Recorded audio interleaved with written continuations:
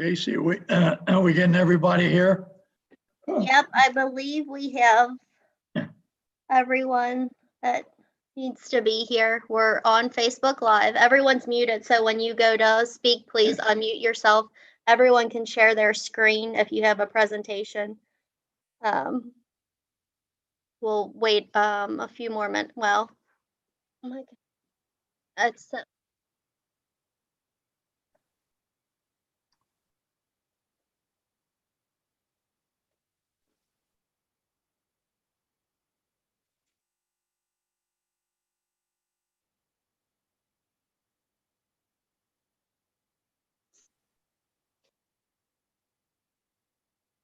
actually it's 7 o'clock now. Yep.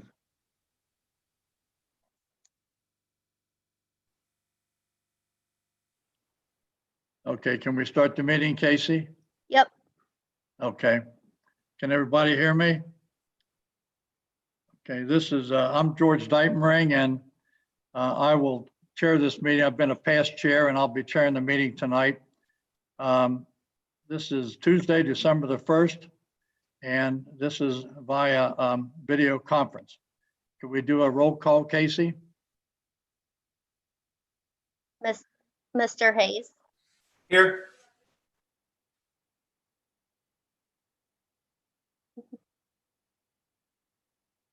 Miss Lucarelli, Here.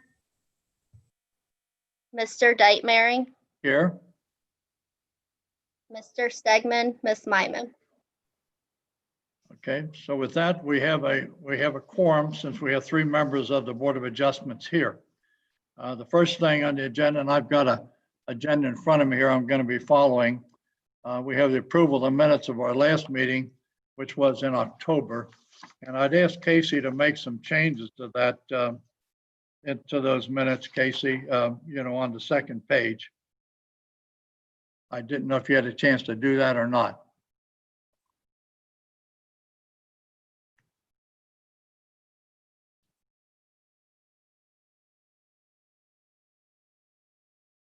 Are you with me, Casey?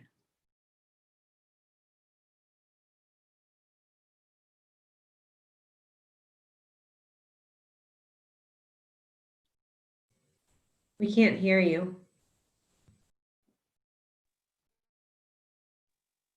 Sorry, my volume or my people are delayed in speaking. Can you hear me? We hear you now. Okay. I'd ask about the minutes, Casey, from the last meeting in October. I'd ask you to, add some things on page 2 for that. And I didn't know if you had a chance to do that. Yes, I added. I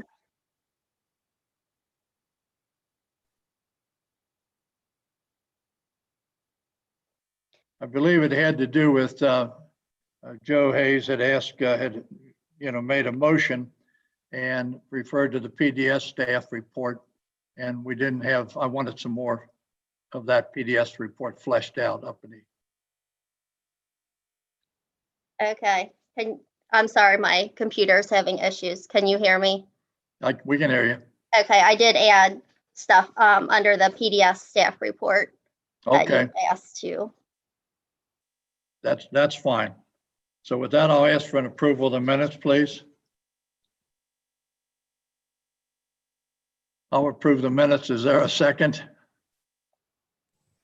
I second. Second by Angela.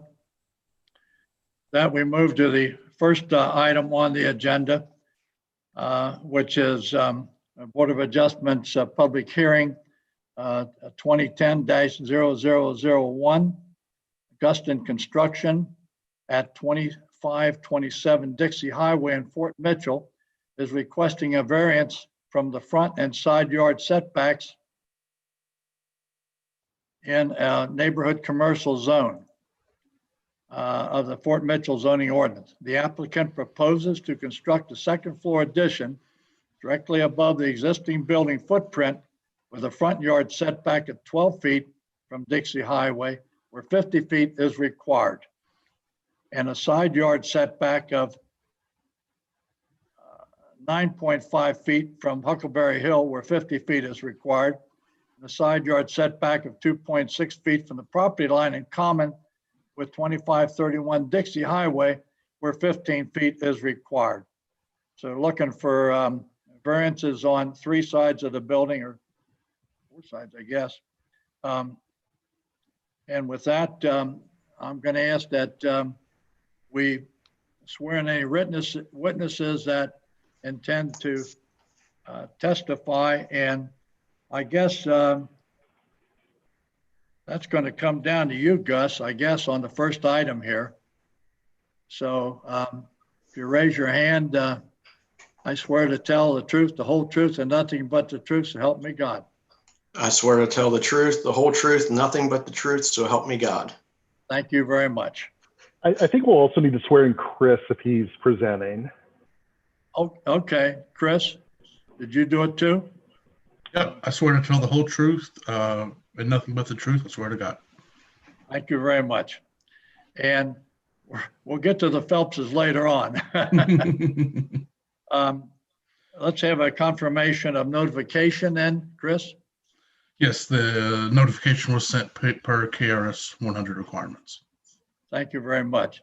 And a declaration of conflicts of any board members. I had none. Angela and Joe? None. Okay.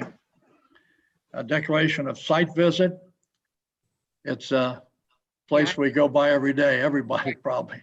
Yeah. So we've all seen the site. With that, let's have the PDS staff report, if you would, Chris. Okay, I will share my screen now. I got a little ahead of myself there a moment ago. Okay, you're all right. Okay, is that good? Can everybody see that? Yes. Okay, good evening. For the record, my name is Chris Schneider. I'm planner with PDS staff. I would like at this time to submit, I emailed Casey earlier, the materials to be submitted as part of the record, which include the PDS staff report, the presentation, and the submission materials submitted by the applicant. So she should have a copy of those. As the chair stated, this is a request for a side and front yard setbacks for a vertical addition on an existing building. Oops. Yeah. So as you can see, the site in question contains approximately 0.14 acres, is located at the intersection of Dixie Highway and Huckleberry Hill and Buttermilk Pike. It's kind of where all 3 roads come together there. Dixie Highway and Buttermilk Pike are classified as arterial roads, and Huckleberry Hill is classified as a local street. And the site is currently occupied by the offices of Gustin Construction. This is a bird's eye view of the site in question, and you can see the building towards the front of the building towards the front of the property located along Dixie, and associated parking to the rear.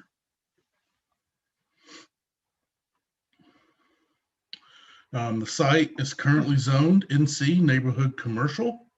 There are properties located to the north and to the east are also located in the NC zone. The properties located to the south and to the west of the site are located in a multifamily R-3A zone. The property in question, as I said, currently contains offices for Gustin Construction. In the vicinity, there are other commercial uses as well as multifamily residential uses to the south. So specifically, this applicant is requesting a front yard setback of, So the Fort Mitchell zoning ordinance requires that the front yard setback back in the NC zone be a minimum of 50 feet. And in the side yard, it is required to be at least 15 feet when there is a setback provided. As well, the Fort Mitchell zoning ordinance provides that on corner lots that abut an arterial, which this property does, the minimum front yard shall be provided on the street side as well. Also along Huckleberry Hill, it's required to meet the full minimum 50 feet. So this is the site plan submitted by the applicant. And you can see he's proposing a second floor addition directly above the existing footprint of the first floor. So no expansion outward in any way. He's proposing a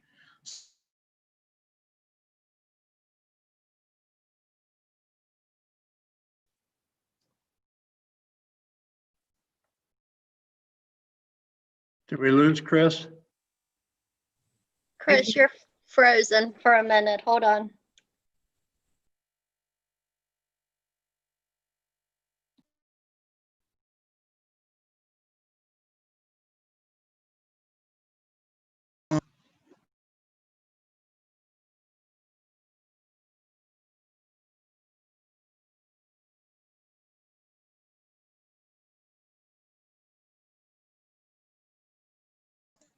did I lose you?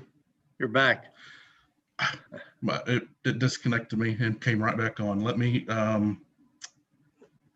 okay. I apologize for that. I've got my PowerPoint right here. We'll get right back to it.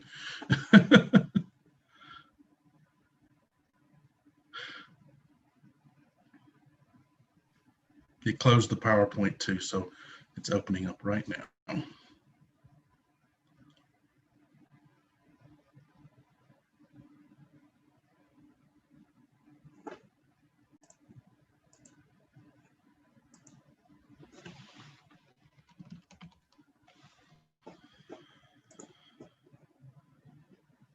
Okay, let me get to the right slide. There we go. So,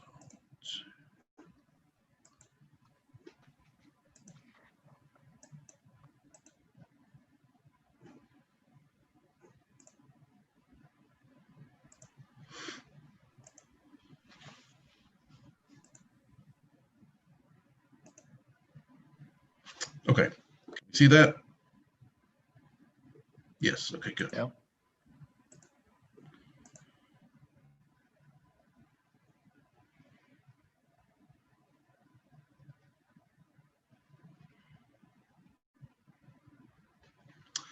Well, it's showing it in presenter mode for some reason. Well, just in the interest of time, we'll just move forward like this.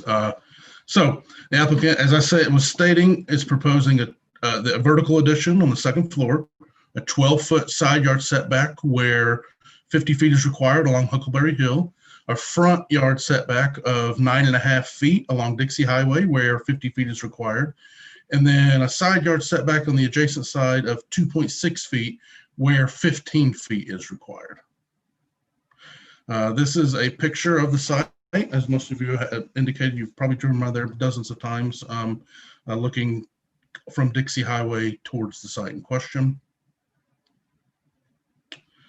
Staff finds that that the requested variance does not arise for, or I should say that the board must find that that the request will not adversely affect the public health, safety, or welfare.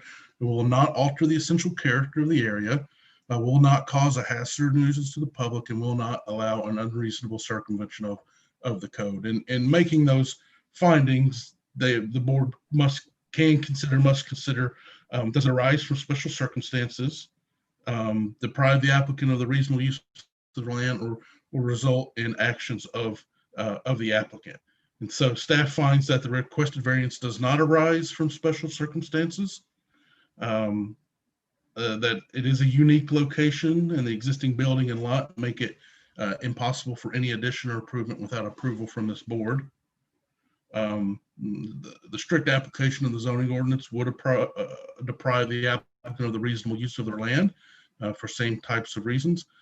And then finally, staff finds that the variance is not the result of actions of the applicant taken subsequent to the adoption of the zoning regulations. Oops. So we've got some animation there. Yes, yes, and no. Staff gives us a favorable recommendation for the requested variances. Staff finds that will not adversely affect the public health, safety, and welfare. It will not alter the essential character of the general vicinity, will not cause a hazard or a nuisance, and will not allow an unreasonable circumvention of the zoning requirements. Some additional information. The NC zone does contain the neighborhood commercial zone contains language regarding construction standards that regulate exterior wall materials and how the exterior of a building shall look. If approved, the applicant would need to meet these standards and indicated in his pre-application meeting that he would be able to meet those. So I am happy to answer any questions if there are any.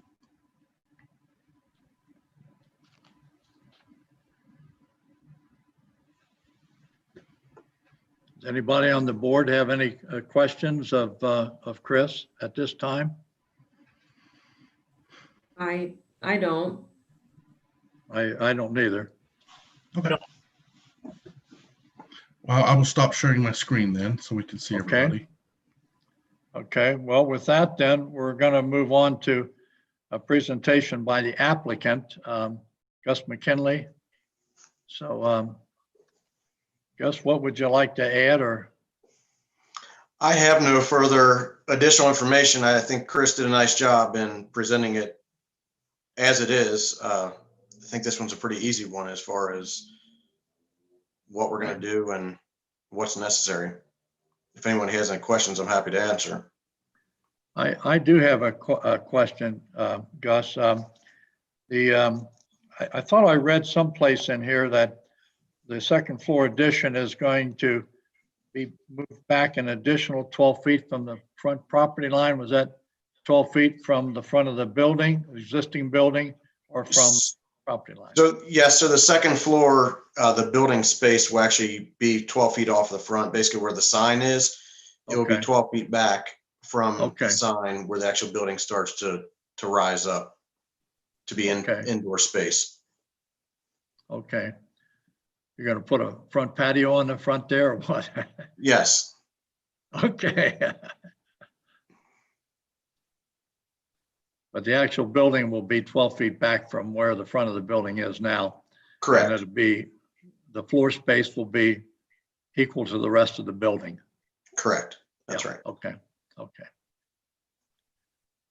Joe, Angela, questions? No, seems pretty straightforward. Okay, I don't have any questions. I think it's great news that somebody's going to spend that kind of money with, within the neighborhood district in the city. yeah, okay. Well, we have comments from proponents and opponents, and I don't see anybody else here at this time, so I assume there are going to be none. So with that, we'll close the public part of the hearing, and the three board members that are present will discuss among themselves and what they've heard so far. So Angela, Joe, any comments, anything to add? I, like Joe just said, I don't have a problem with at all. They're not increasing the footprint of the building at all. So, I agree. The building was there in that unique location. I think everything that we were presented with sounds right. okay. Joe? I agree. Okay, good. With that, we'll open back up the meeting and I'll look for a motion regarding and a second regarding the findings of facts in this particular case then. So Angela or Joe?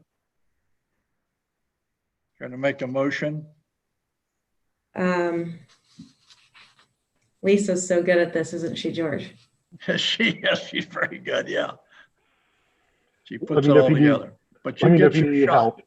help. Yeah, Bryce, you want to help us out here? Sure. Are you looking to approve with the findings made by PDS? Yes. Yes, Okay. I would just recommend a motion approving the variance and adopting the findings of fact as set forth in the staff report by PDS. okay. Got that, Angela? So we move to approve the variance Approved. based on the findings of PDS for the variance from the front yard and side yard setback requirements. For Augustine Construction, yeah, For Guston Construction. yeah. And I would just reference that you're adopting the staff report's findings of fact. We are adopting the staff report's findings of fact. All right. Okay. I second. Second. Joe, second. Okay. All in favor, say aye. You want to do a roll call, Casey?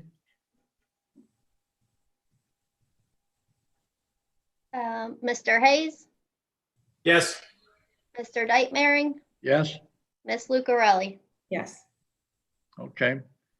So Gus, you have approval to proceed, with PDS and, that meeting their NC standards.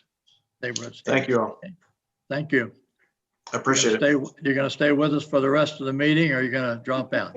I might. We'll give it a few minutes. It's your call. Okay. Thank you. With that, we're going to move to the second item on the agenda, and that's a public hearing for Board of Adjustments meeting 2010-0003. Stephanie and Jamie Phelps of 388 Long Meadow Lane in Fort Mitchell, seeking to appeal the zoning administrator's decision to deny the construction of a fence in the side yard of a corner lot where a fence is not permitted. The applicant proposes to construct a Class 2 ornamental iron type fence located in the side yard of a corner lot to enclose a swimming pool. And with that, I will swear in the Phelpses, since looks like they're gonna be giving us the facts and telling us what's going on. So with that, if you'd raise your hand and Phelps, I swear to tell the truth, the whole truth, and nothing but the truth, so help me God. Swear to tell the truth, the whole truth, and nothing but the truth, so help me God. Thank you very much. Casey, to note that the witnesses have been sworn in.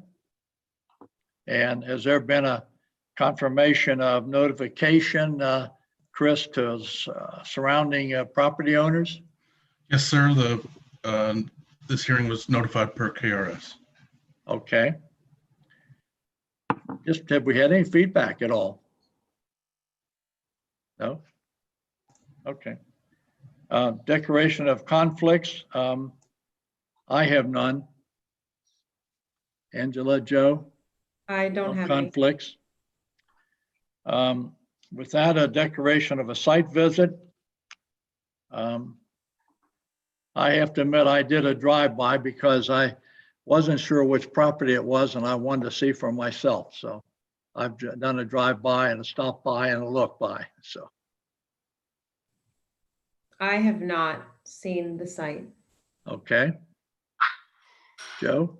I saw an aerial on Google. That was it. Okay. With that, let's do the PDS staff report to Chris. Okay, I've got my screen ready to go now. So let's try to share it again and hopefully we can get through it without it doing what it did last time. All right.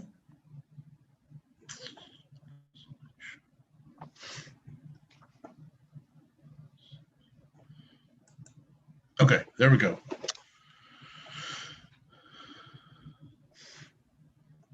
Oh, took me back to the beginning, sorry.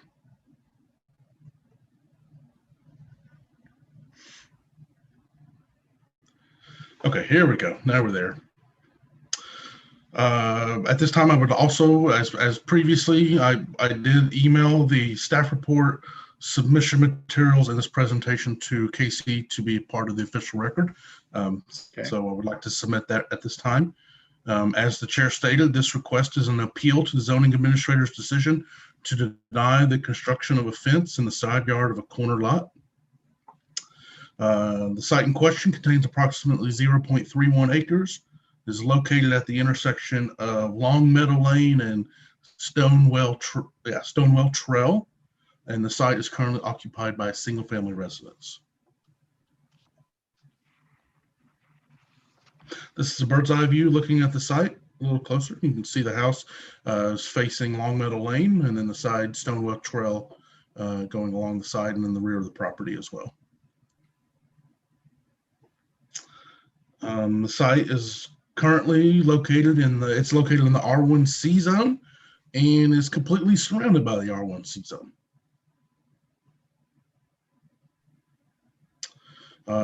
It is contains a single family residence, as I stated previously, and it's completely surrounded by single family residences as well.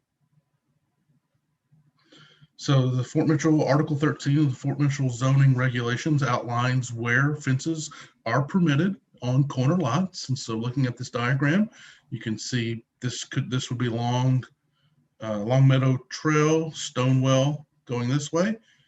It indicates, as you can see in the green, fences are permitted. So the fence is permitted to come straight back from the corner of the house to the rear property line. Where this red line is the location where fences are not permitted.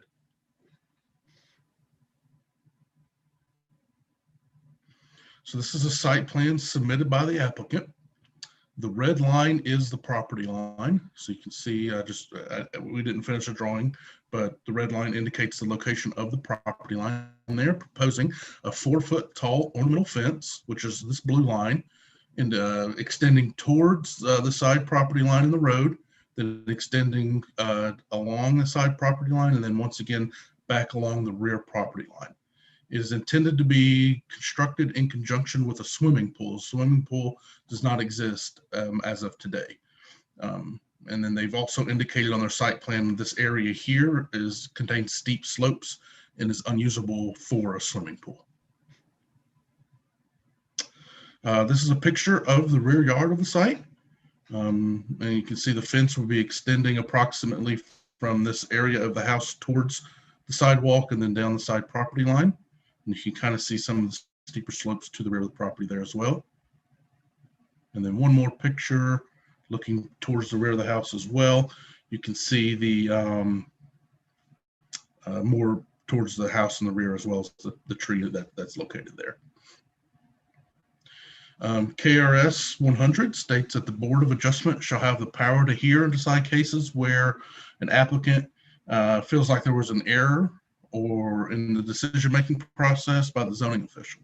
And so that they've appealed the decision of the zoning administrator, and that's why they're here today. So staff's recommendation is to uphold the zoning administrator's decision to deny the ornamental iron fence. Staff finds that there is no error in the zoning administrator's interpretation of the zoning ordinance as shown in the diagram. That concludes my presentation. I'll be happy to answer any questions. Okay, questions of Chris? Angela or? I do. How many feet does the fence extend into the side yard? Let me see if it's on the site plan. I don't have that number. I think I figured 18 feet at one time. From the house to this Yeah, point? from the house, 18 feet. Does that sound like a lot or? That sounds like too much to me. You can see in the image might be 6 or 8 feet approximately. And the applicant might have that exact number, and I can look in the staff report. It might be in there as well. It's 4.5 feet from the sidewalk.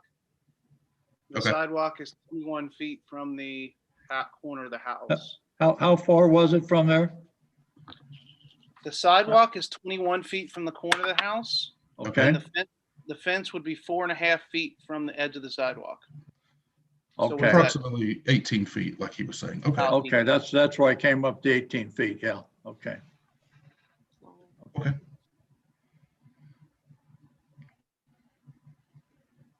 Okay, Angela? Okay, that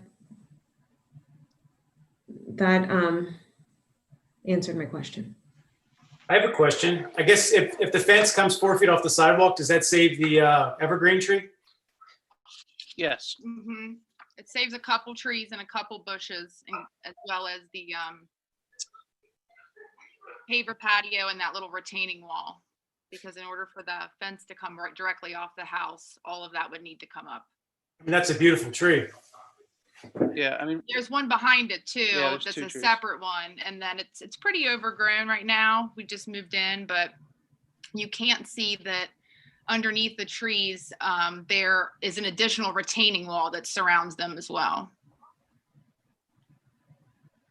And I think one of the graphs that they showed, maybe we should wait and talk about this when we let them do a presentation, but one of the graphic one, Joe, that was submitted with their material shows the swimming pool, if they have to meet the requirements of the zoning ordinance, and they have to take part of the patio and all this stuff, do a lot of rearranging there.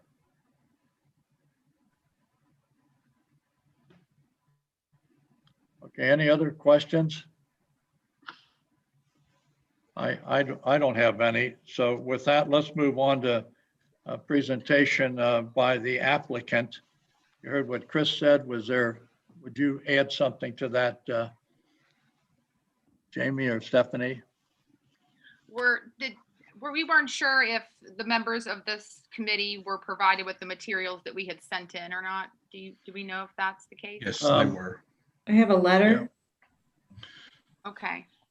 I got the graphs I just mentioned, graphic 1 and graphic 2, showing if you have to follow the ordinance and put the fence from the edge of the house, shows the swimming pool closer to the house and taking part of your patio in that. Correct. And They then also the should other have one shows, with the variance. And they received the letter you wrote as well. Okay. Okay. So yeah, just speaking, to what Chris had said, in order to put the fence directly off the house, we would have to do a significant amount of work and expense, in addition to the cost of the fence, just to be able to meet the zoning requirements, to get the retaining wall up, to not only take the patio up, but then redo the patio, take out some pretty mature trees and other retaining walls. We've looked at the unusable space. It's pretty much almost a ravine. It goes right down to is that 275 that you see in the distance? Yeah, it's in the 30. It's super rocky. And so we've looked at it from that vantage point just to see if there's any way to finagle moving it without causing so much hardship. And there just simply isn't a way to move it around. The other part of it is too, with the fence coming off the house, is it takes away about 1,500 square feet of usable property. Already being on a corner lot, you give up some privacy and things like that with the corner lot. To give up, which would equate to being about a third of our usable yard, just seems like a lot to give up to fence it in such a small space where we can't even put the pool at that point. And I'm sure you all are familiar with, when you're the corner lot, everyone loves to put their dog in your yard. So we've had that happen quite a bit. Yeah, I think people think our yard's a dog park. They do, which we love dogs. It's the trees, yeah. Well, then I think, we've measured and remeasured and triple measured, and we're really trying to ask for as little as we need. Even to the point where those trees that you showed, sir, were full on the bottom. Our measurements have us sort of umbrelling them up so that we can place the fence directly against the tree without taking more room than we would actually need in order to put the pool in and then gain full access of our entire yard. Yeah, and we were trying not to put the fence right on the property line, because the whole point is along the sidewalk, right? So we're trying to push it in as much as we could. And that 4.5 foot mark was about as much as we could without wiping out the tree. Mm-hmm. Mm-hmm. I've got a question, Chris.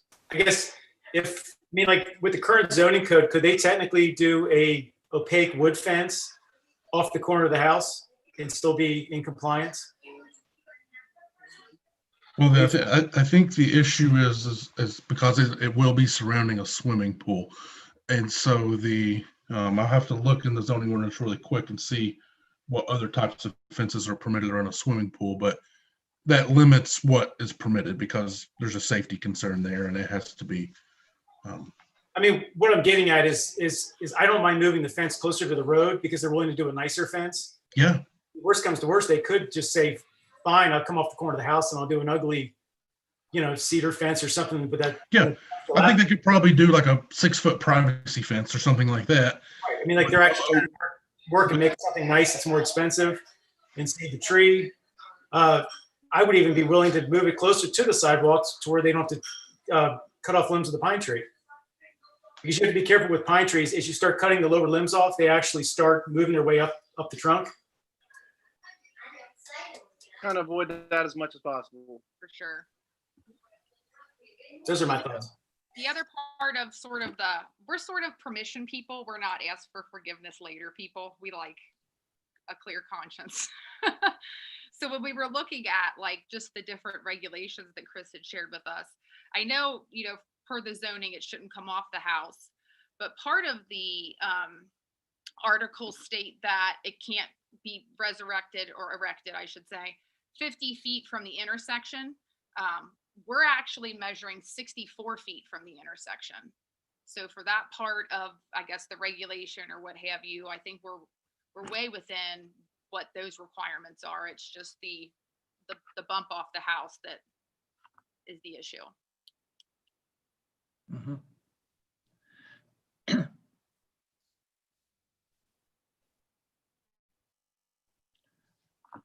Any other questions from the board of the Phelpses? I don't have any. And Joe, I think there are other types of fence you can use, but it has to do with the, I guess what I would say, it's not the density of the fence isn't the right word, but the openings of the fence have to be such and such because we've permitted other fences to connect the pillars in that as part of the fence and so forth. Yeah. So. Yeah, that's where we've done our research to find out what types of fence we can use, and that's what we want to use, the ornamental wrought iron Right. fence, because that's permitted around the swimming pool with the right height and everything we've got set up for that. Mm-hmm. I'm not sure the wood fence you referenced specifically, but the picket spacing between the fence can't be any more than 3 13/16. Right. So I'm not sure if the wood ones work that way. But we want it to be nice because, we want, if our neighbors are looking at it, we want it to be something that, they can appreciate that isn't like an eyesore. So we're trying to sort of, have a little bit more expense so that, everyone's happy with it. Yeah. And I guess definitely the fence is going to go pretty much around the back of your yard. It has to, and then join back into the back of the house on the other side somehow. Yeah. Correct. Yeah, yeah. That was on one of these, yeah.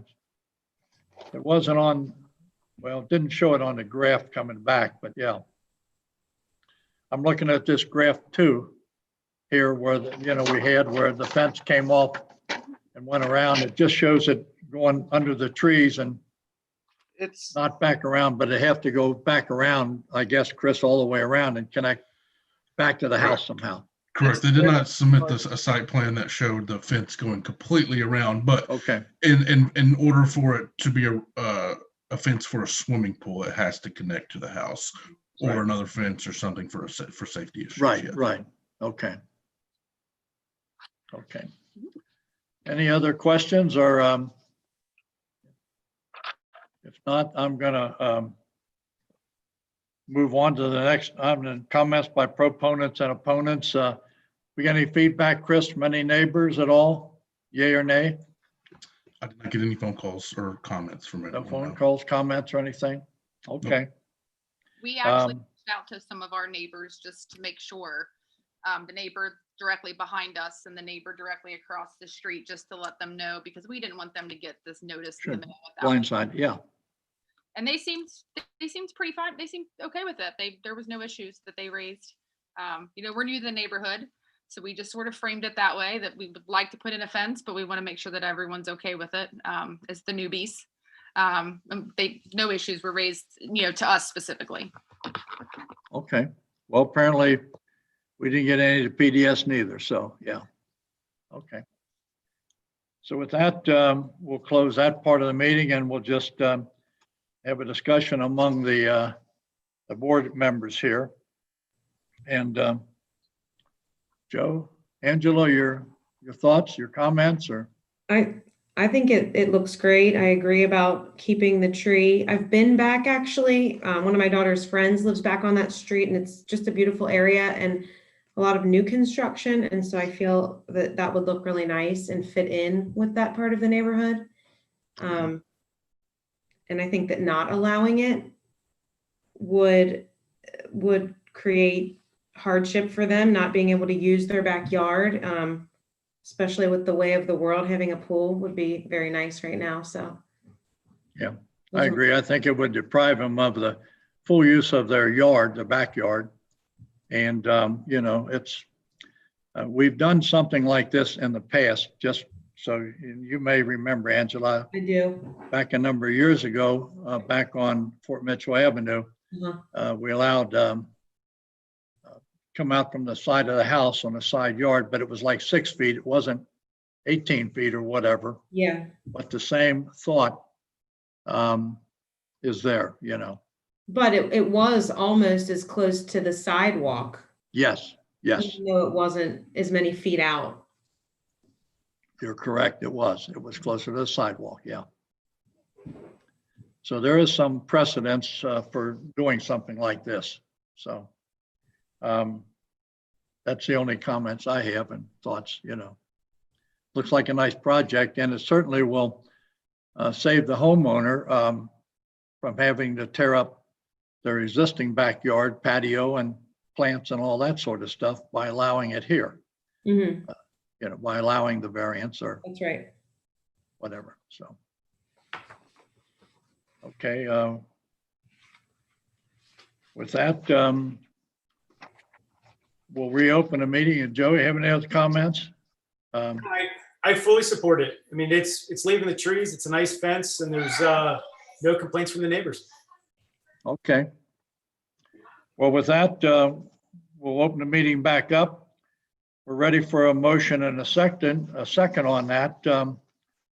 Regarding the, what we have to do here is we have to override the zoning administrator's decision to deny the construction of the fence in this side yard where a fence isn't permitted. So that's what the motion's going to have to be to allow it, right, Bryce? That's correct. It's just, this isn't a variance. It's just a straight overturning of the zoning administrator's decision. It's not saying he did anything wrong or anything like that. Right. It's just a decision by the board to permit it, so. Correct. I'll make a motion, or you can make a motion. Angela, looked like you're ready to say something. No, I wanted to ask Bryce if. Oh, go ahead. So with overturning, there's no need for reasons or. I would just mention kind of generally that there is very little guidance in KRS 100 on this point. It just kind of leaves it open to overturn the zoning administrator's decision. It doesn't really specify very much. So yeah, I would maybe just refer to the reasons discussed or something along those lines. I looked up the previous case from several years ago that you just referenced, both of you, and it was approved, and the reasons it was approved is the location was unsuitable and it creates a unique circumstance, and that it was not an unreasonable location. Those are essentially the two big reasons, which are probably relevant to this as well. Just wanted to bring that up. That's all. I can remember that. And then in Article 18.6, it says Section 2B that strict application would deprive the applicant of the reasonable use of the land. That's a good point. Yeah. I believe that's for variances, but I mean, it's a relevant consideration. That's right. You're right. That's correct. Okay. Joe, do you want to start this one? Okay, I'll make the motion to, what was the case number? It was 2010, was it -003? Yeah, that's correct. And then we overturn PDS's recommendation to allow the side yard fence as presented as an ornamental fence. Is that good enough, Bryce? Yeah, I think that should be fine. To overturn the decision, here it's an actual decision, not a recommendation. So yeah, I would just say overturn the decision. Overturn The the zoning administrator, yeah. George, do We you don't want- have to put any reasons on that, Bryce? Not specifically, but if you'd like to just elaborate a little bit, like Chris discussed, some of the, if you just like to elaborate what some of the reasons are, I think that would be good to have in the minute. Okay.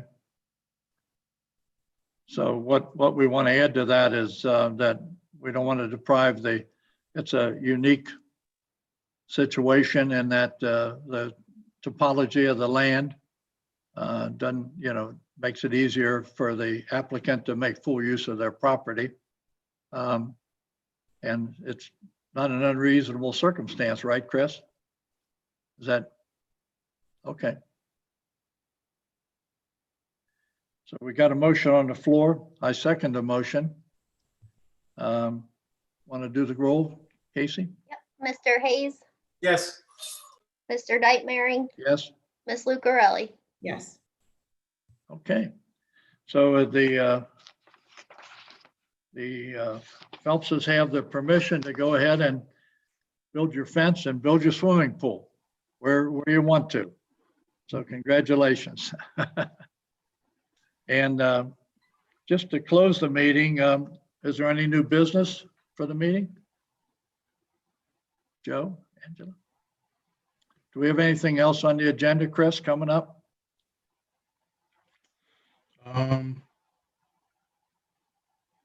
That's No. right.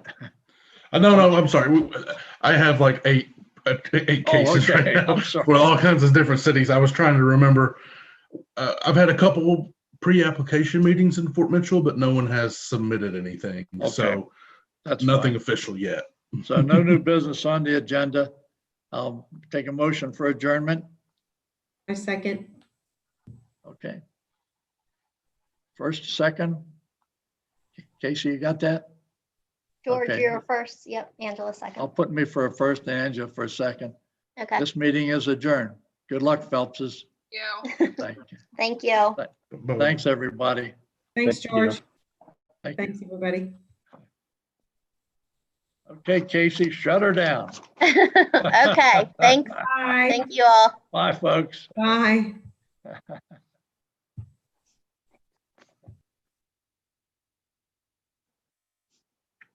Oh, just you and me, Casey.